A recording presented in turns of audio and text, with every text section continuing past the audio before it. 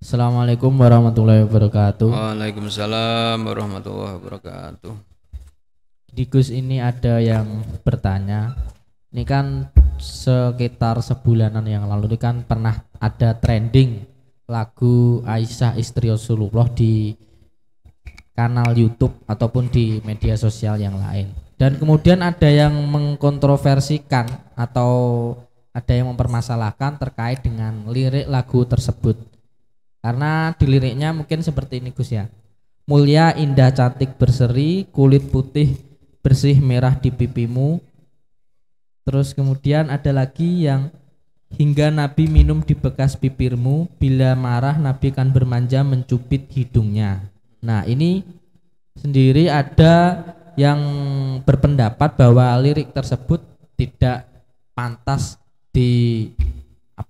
dilakukan untuk menggambarkan ibunya orang mukmin atau ummahatul mukminin. Yang mungkin pendapat dari Gus Mudaimullah sendiri seperti apa?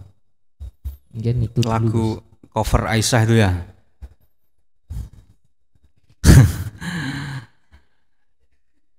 Ada yang mempermasalahkan karena dianggap tidak pantas, tidak etis karena menggambarkan Ummul Mukminin gitu ya, berkaitan dengan fisik.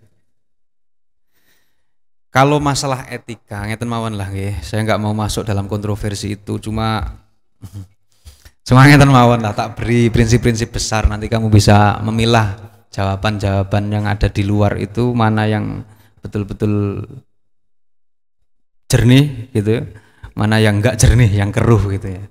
Ngeten mawon lah. Kalau dipermasalahkan berkaitan dengan etika, standar etika itu kan mukhtalaf. Mukhtalaf itu maksudnya gimana? Beda-beda. Etika itu yahtalif bihtilafis syakhsiyah wal azminah wal amkinah gitu. Nilai atau norma gitu ya. Nilai atau norma etik itu lain ladang lain belalang gitulah gambarannya guys. Beda desa beda coro kan gitu. Termasuk masalah etik, masalah hal yang berkaitan dengan etika atau kepantasan, kesopanan itu beda-beda setiap daerah, setiap orang, setiap waktu gitu loh. Jadi kode etik itu akan sangat dipengaruhi oleh syakhsiyah orangnya.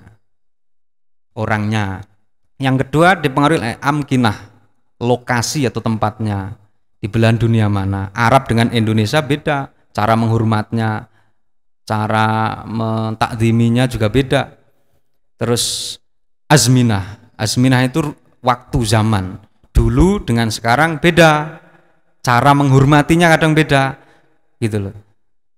Contoh aja sekarang misalnya gini, dulu orang nyium tangan itu salaman cium tangan itu dicium gini kan, kalau sekarang kan begini, tempelkan ke pipi. Kalau dulu dicium, sekarang anak kecil itu kalau nyium nggak dicium nih tangan, malah ditempelkan pipi loh. Apa-apaan ini, mentang-mentang pipinya masih lembut ini. Nah, itu kan cara, sudah ada pergeseran kode etik itulah. Oh niku gambaran besarnya ngoten. Kalau lirik-lirik yang ada di dalam lagu Aisyah itu dianggap tidak sopan, tidak etis dengan Ummul Mukminin Aisyah, ya itu kembali ke situ.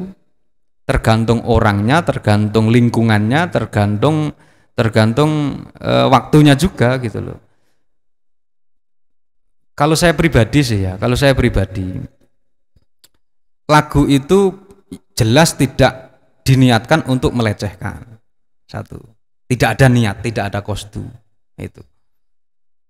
Dari pemilik lirik, penggubahnya ataupun yang menyanyikan kan tidak ada niat gitu loh. Justru bahkan mengagumi, ungkapan kekaguman terhadap kemesraan, keharmonisan Rasulullah dan Aisyah. Itu kan pesan yang ingin disampaikan. Terus menjadi tidak pantas kenapa? Karena menyebut apa? Fisiknya disebutkan apa? Jadi begini ya. Itu nanti kalau menyebutkan fisik akhirnya kan yang menyanyikan jadi terbayang, oh Aisyah itu seperti ini, Sayyidah Aisyah itu seperti ini. Oh, pipinya merah. Loh, terus memang begitu, nggak apa-apa. Kita meriwayatkan sesuatu yang real itu nggak apa-apa. Gitu loh. Rasulullah saja menyebut ya Humairah, hai yang kemerah-merahan bibirnya. Apa bibirnya apa? Pipinya. Ya Humairah. Dan itu diriwayatkan hadis loh. Ya Humairah. Gitu. Wahai yang kemerah-merahan pipinya. Kalau ini nggak boleh, berarti riwayat ini juga nggak boleh dong. Wah, akhirnya orang membaca, misalnya kayaknya moco, ya Humairah, wong kang abang kemerah-merahan pipi loh, akhirnya terus berpikiran yang neko-neko. Berarti malah nggak oleh riwayatnya ya Humairah, nggak oleh terus piye nih riwayatnya. Terus apa lagi misalnya, masalah minum dari bekas bibirnya. Itu akhirnya kan ya kita hanya menyampaikan fakta, meriwayatkan apa yang tertulis dalam riwayat, menggubah sebuah lirik yang didasarkan pada riwayat hadis, gitu loh. Emang begitu kok, gitu loh. Lu perkara nanti berpikir negatif ya, berarti kembali ke orangnya, gitu loh. Kembali kepada orangnya. Nek wong wis mesum ya wae opo ya dadi mesum kan gitu loh akhirnya, gitu loh. Jadi nek pikirannya kotor kabeh ya dadi kok kotor. Lah terus nek ngukumi ngene piye? Ya kembalinya ke uruf lah, ke uruf. Umumnya piye? Apakah lirik-lirik seperti itu sudah tidak pantas gitu loh. Secara umum saja lah, enggak pantas. Ya biasa saja. Masalah misalnya nyeluk jangkar ya Aisyah, tidak ada sitinya, tidak ada sayyidinya gitu ya misalnya. Loh, panggilan itu tadi saya katakan panggilan gelar-gelar begitu kalau di Arab kan biasa ya Muhammad, ya Ali, ya Umar, nggak enek Pak nggak enek Mas, nggak enek Pak Dene, nggak enek apa-apa nih. Biasa langsung celuk Pak, celuk jenenge. Itu di sana sudah nggak apa-apa. Artinya tidak ada kesan menghina atau merendahkan. Ya di sini aja nek gak diwai Siti Khadijah menjadi Khadijah itu aja kesannya gimana. Tapi sekarang kan juga sudah mulai luntur kayak begitu. Karena tadi yahtalif bihtilafil azminah, akan berbeda-beda, sangat terpengaruh dengan ruang dan waktu. Namanya cara untuk menghormati itu kan tradisi uruf aja, akan selalu dinamis gitu loh, berubah-ubah. Sekarang nggak pantas nanti bisa menjadi pantas, sekarang nggak pantas nanti bisa jadi pantas, atau sebaliknya kan berubah-ubah. Wong soal nilai.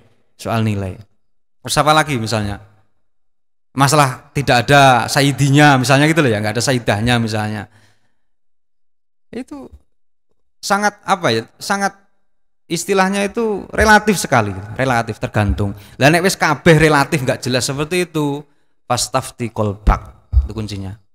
Mintalah nasihat ke hatimu, gitu. Wa in aftaukan nas, wa in aftaukan nas, wa in aftaukan nas. Sekalipun ribuan orang berfatwa yang tidak sesuai dengan hatimu, maka ikuti hatimu.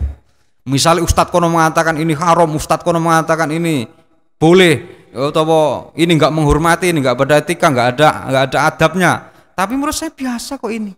Bahkan ketika aku menikmati lagu ini, aku menjadi terinspirasi untuk bagaimana dengan keluarga itu lebih harmonis, dengan istri lebih sayang. Nah, akhirnya kan istafti kolbak takono nang atimu dewi. Nek awakmu dibingungkan dari fatwa-fatwa yang berbeda-beda itu. Akhirnya istafti kolbak wa in aftaukan nas delok ning arba'in sing ngaji tahun wingi. Wa in aftaukan nas, masuk banyak sekali ustadz-ustadz yang berbeda pendapat tentang lirik Aisyah gitu. Tapi itu tadi, kalau memang otaknya sudah masuk maka apapun jadi negatif. Ya yang paling pokok adalah niat gitu loh. Karena ini seni, ini sastra, urusannya nanti tidak mudah gitu loh. Urusannya sastra, urusan dengan notasi dan seterusnya, nanti kalau dikasih saidi malah nggak tepat dan seterusnya kan gitu. Tapi kalau mau menggambarkan tentang apa kecantikan Aisyah, menggambarkan keromantisannya, itu kan memang begitu dan nggak masalah. Apakah setiap kecantikan yang kita kabarkan akan menjadi buruk? Yaitu yang orangnya aja yang perlu yang perlu diperiksakan kan begitu loh. Yang perlu diperiksakan. Matur mawon, saya pikir kalau Aisyah itu intinya begitu. Kalau yang dipermasalahkan itu soal etik, sekali lagi ya sederhananya, kalau yang dipersoalkan soal kepantasan itu berarti soal norma, soal etika, di mana prinsip etika itu yahtalif bihtilafil amkinah, azminah, sahsiyah dan seterusnya. Lain ladang, lain belalang, setiap waktu, setiap daerah memiliki nilai tersendiri untuk menghormati. Mungkin di daerah ini sudah pantas, di daerah lain belum pantas dan yang lain. Cukup.